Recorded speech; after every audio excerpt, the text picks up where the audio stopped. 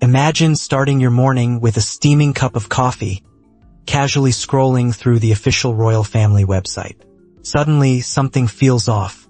You take another look, and there it is. Two names are conspicuously missing: Archie Harrison and Lilibet Diana. A technical glitch? A harmless error? Not a chance. King Charles has officially removed his grandchildren's names from the roster of family members on the royal family's website. This decision has sparked a whirlwind of discussion, stretching from the halls of Buckingham Palace to the sunlit streets of California.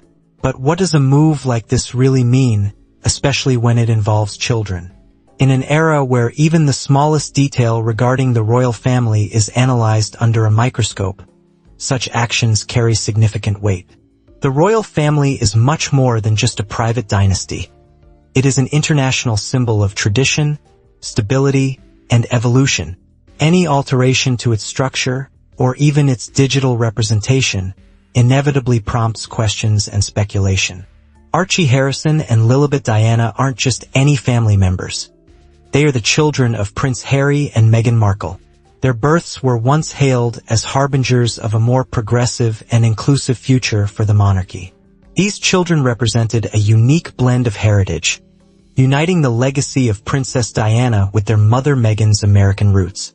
For many, their existence symbolized a step forward, a modern chapter for the British monarchy. But now their place in this narrative is being called into question. The decision to remove Harry's children from the website has already become a focal point of fierce debates.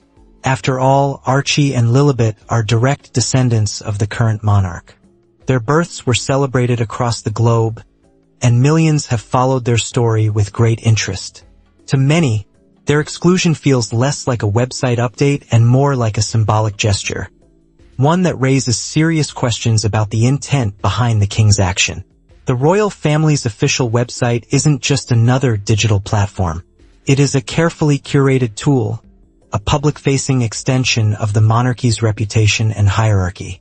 For years, the inclusion of Archie and Lilibet on the site symbolized family unity, even after their parents' decision to step back from royal duties. Now, their removal seems to signal the closing of that chapter altogether. Is this Charles's way of distancing the monarchy from Harry and Meghan? Or is this purely an administrative adjustment, blown out of proportion by the media? The internet wasted no time reacting. Memes flooded social media, with one quipping, "When your grandpa changes the family group chat settings because you moved too far away." But behind the humor lies a more serious question. Is the removal of these children's names a deliberate act of retaliation against the Sussexes' criticism, or is it part of Charles's broader strategy to implement his vision of a modern, streamlined monarchy? This kind of theorizing aligns with the ongoing tensions between the king and his younger son, tensions that show no sign of easing. Some argue that this change is purely practical.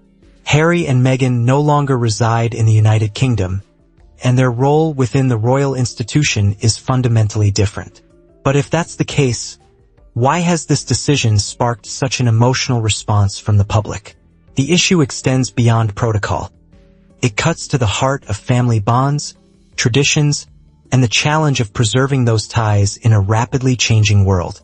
In today's culture, inclusivity and transparency are non-negotiable, and actions like these highlight the growing gap between the centuries-old monarchy and the society it represents.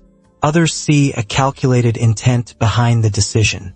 Perhaps Charles believes that streamlining the royal family, reducing the number of working royals and official representatives, is the key to its relevance and survival.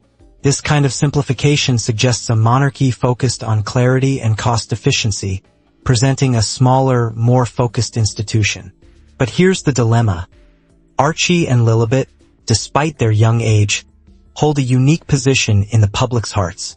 They are seen as symbols of a bridge, uniting different worlds and marking what some hoped would be the start of a modernized crown.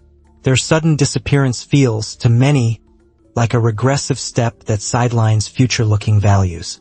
This decision has also reignited the debate over titles.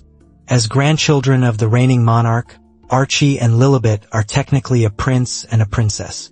However, Harry and Meghan have deliberately kept their children away from the limelight and have avoided using these titles publicly.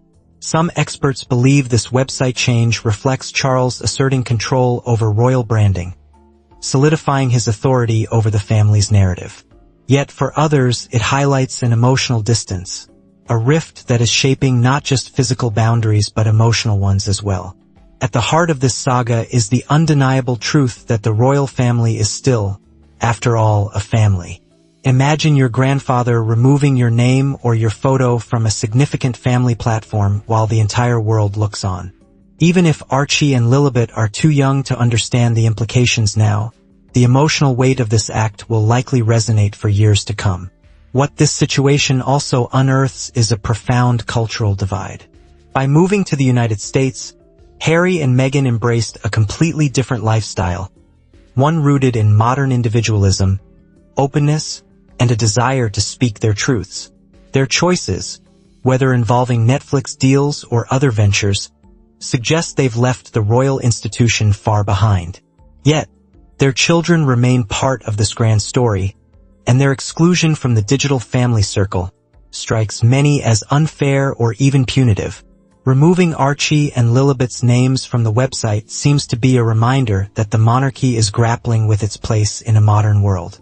Time will tell whether this choice strengthens the institution's long-term viability or undermines its relevance as it struggles to adapt to contemporary expectations.